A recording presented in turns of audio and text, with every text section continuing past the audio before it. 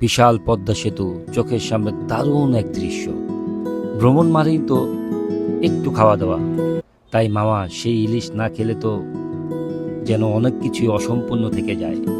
আজকের যাত্রা শুরু হচ্ছে ঢাকা থেকে, পরিবার নিয়ে মাওয়া রোডের এক্সপ্রেসওয়ে ধরে। চারপাশের সুন্দর দৃশ্য আর প্রশস্ত রাস্তায় ভ্রমণের অনুভূতি একেবারেই আলাদা।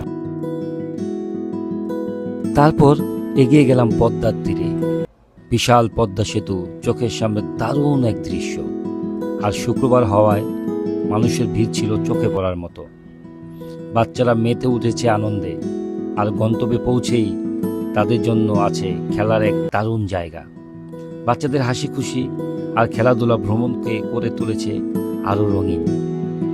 ভ্রমণ মানেই তো একটু খাওয়া দাওয়া, তাই মামা সেই ইলিশ না খেলে তো যেন অনেক কিছুই অসম্পূর্ণ থেকে যায়।